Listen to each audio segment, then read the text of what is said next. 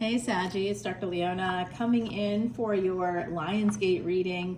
That's August 8th, 2025, 8/8 energy. Whenever you see this, of course, it's meant for you. I'm sending you so much love, light, healing, so much wonderful blessings to you and yours, my gorgeous Sagittarians. I'm sending it your way right now. I hope you feel that energy. Remember, as long as you're connected to my channel in any way, shape, or form, you never walk alone. You always have a person who is here for you. And even if you need, like, maybe I talk about mental health stuff here quite a lot because I talk about those 8th house energies. That's part of the Gandanta. Scorpio, right, is your neighbor. And the Gandanta, the crossing over point between the two of you, actually includes a small portion, a certain number of degrees of Ophiuchus. So I also do those. So those three signs are all connected right there at that Gandanta point. That's a karmic knot, guys. So I have just a ton of Scorpio placements. I also have Sag energy, and I'm not telling you how, when, where, what, but I got it. And it's a very important thing. Very important. So yeah, it represents everything, the whole world, basically, my whole world. So I love you so much, and I am completely connected and absolutely identify that way as that Sagittarius energy, even though I've got tons of Scorpio. I just didn't realize how much until I started doing sidereal and Vedic astrologies. Guys, it's crazy. And then everything made sense. And then I started using, I think the proof is in the pudding. So coming over to Patreon, join up at 10, 10, 11, 11, or 12, 12 to see unlimited extended videos of individual signs. Any sign at all, your moon, your sun, your partner's moon, your partner's sun, your ascendant, their ascendant, your kids. You want to cross watch? No one's judging you. On my channel, you don't have 72 hours to see a video. You can see it forever. It's in the archives. Go crazy. Spend a whole day watching videos if you want, learning about Vedic astrology. That's the VIP, a very important planet level, and that helps you master your chart, where you can then master your life. And I'll give you my update on that. I got cancer twice in my late teens into early 20s, and then I got it again in around age 28. Okay, so that's when Mars matures, and my Mars is retrograde, so that's going to mean a surgery was going to be needed. I didn't know that. I had no idea, because tropical astrologers could never freaking tell me that. They didn't understand, and they didn't know, and they let me down. So I started looking into other things that matched the telescope. It bothered me that tropical astrology never matched the telescope and didn't help me when I needed it. But Vedic astrology did. Vedic astrology showed me I wasn't going to die. Even though I got a 2-year prognosis, even though all the study results showed I would die, I knew I wouldn't. And so I lived my life as if I wasn't going to die, and I made decisions on treatments and everything I did from there forward that you're not dying, bitch, you're gonna live. So you better take care of yourself. Most people would go into a downward spiral, right? You'd be like, oh, I'm gonna die anyway. I know I could do that easily. Bourbon's my friend. I don't mind tequila either. I am a New Orleanian, right? Yeah, hey, it is what it is. All right, guys, I'm seeing someone's reaching out. Someone's holding on to you. They're reaching out. They're coming your way. Whoever this is, they want to have a victory with you. What's going on? Here we have the Death card.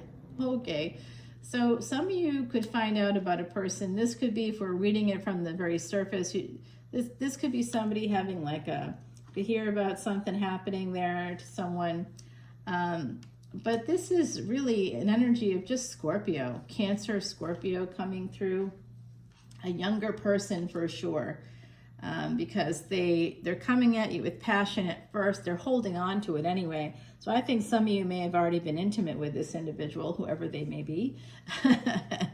And it's going to turn into a relationship. They're going to ask you out, like, do you want to go out with me? Do you want to be my girlfriend? I'm gonna, or they may like publicly introduce you to people, when you come in to, like, when you're walking in, oh, my girlfriend, where do you guys want to sit? Oh, my girlfriend prefers to sit over there, and you'll be like, girlfriend or boyfriend, you know what I mean? They're gonna just or my lover. I don't know what they're going to say about you.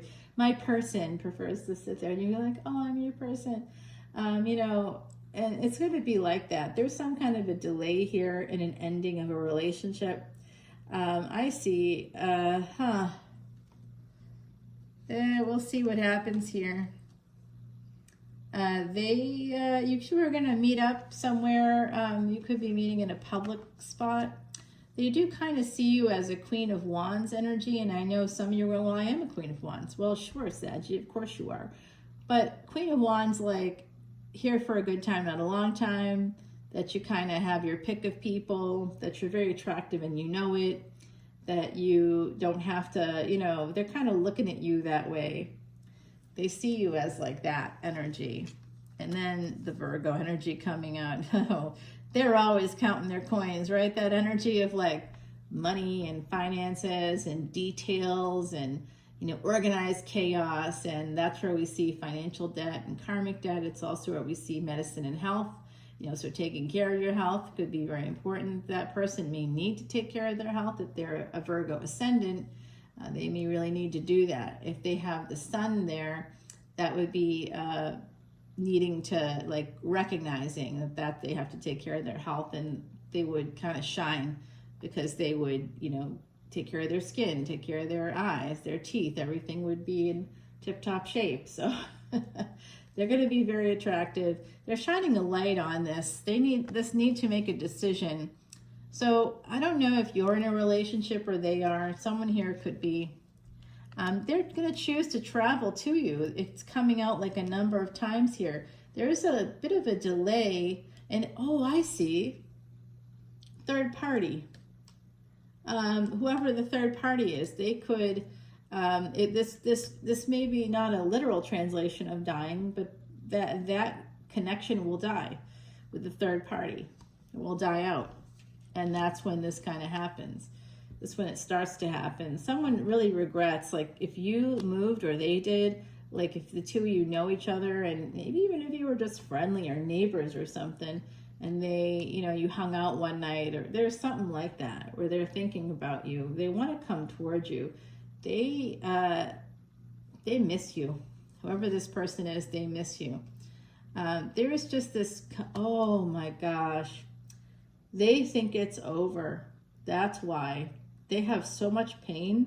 This Emperor energy just has so much pain connected to this. They think it's over. And they're like afraid of like seeing you again in person. But I think, you know, sending them a message might be needed. If you know who I'm talking about here, Sag, it might be a good idea to send this person a message. And I think sometimes people have these, if you fixate on a person, this can be limerence. So I always, when I'm talking to clients and I hear that fixation on a person, oh, I can't, it has to be this. Can't, won't, no, all these kinds of disagreeable things, not open to even a remote possibility of something else. This is telling me that there's an obsessive energy at play. And then we want to look kind of further out and see if this person has some addictive behaviors. They might have some, you know, borderline traits. They could have CPTSD, complex post-traumatic stress disorder, or PTSD. This person could have some. That's where we start to see the rings in the pond. You know, we start to see that's those kinds of words, that kind of language. When you're talking to any friend, any family member, and they're very disagreeable. They could have a personality disorder, like you know who I'm talking about. Like they just say no to everything and everybody. They're always contrary. Everybody, they scrutinize everybody. Nobody feels comfortable or at ease. They're always manic too. They're heightened when they talk. They're always running around, you know, like a chicken with their head cut off. They might be extremely thin because now there's a correlation. It doesn't mean that if you have an eating disorder that you're a narcissist, by the way. But a lot of people that have narcissism, have narcissistic traits, do have eating disorders. And that's because it's about control. And if you have it because you've had trauma, it's a good thing to kind of recognize that it starts to bleed into these cluster B areas, and that it's time to take control through therapy. All right, because you can, you know, if you have true NPD, you're not, therapy won't really help you much. But it could, you know, if you commit to it. But if you don't have it and it's just learned behaviors or triggered behaviors by trauma, some like a parent or somebody, and like controlling what you eat, you know, when you're a kid, and so now these parents that do this stuff, I don't know, they gotta let kids have their own voice. They don't, because they're narcissists themselves. That's the sign of a narcissistic parent, when they don't listen to you when you say, I don't want to eat that. And it's not like, no, I don't want the piece of fruit. Some parents take that as an affront. Well, you have to eat fruit. Okay, but does it have to be right now? Can it be something else that they like that has similar nutrients? Like, you know, we make accommodations for babies and children, right? Why they get no, they have to learn. Okay, you know, children somehow do learn. You know, they do learn. They grow up, they begin testing the waters with other foods. You can make it available, you can eat it, you can show by example. You don't have to like force.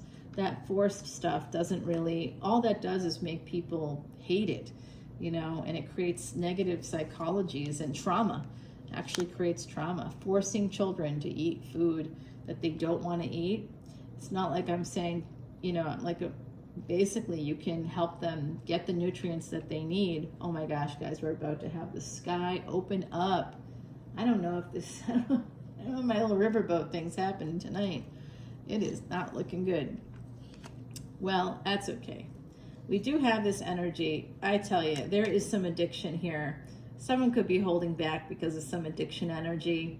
I see this person just kind of, they're also a little embarrassed. Like, you may have your life together a little bit more than they do. Some of you may like have your own apartment or your own condo or your own house, or maybe some of you here have a little bit more than that. You know, you've done well for yourself. You have a good job, you know, you don't have debt, whatever. They might be feeling so nervous about all this coming towards you because it's love for them. And when you travel toward them, whatever that is, if you live at a distance, it's going to change everything, guys. Look at that energy. Look at that. That's what's coming your way here, Saggy. Let's go over to the extended. This looks juicy to me.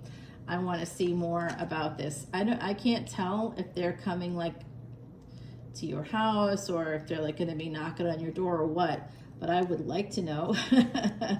I would like to know. And the moon here. So the full moon, this is for that Lionsgate energy. That's 8/8. But of course that energy takes us through about a year. And then the next day, the 9th, is a full moon. So this could be happening right in that same weekend. And actually, if you join Patreon, I have a live event where I'm going to teach everybody how to read charts, Vedic astrology charts, your own to start with, and then we kind of move on from there. Yeah, guys, I see this energy here with the High Priestess, some kind of delay in moving forward with this. We did see that energy come out as well. It's like you guys were talking and then not talking. And then something changes here.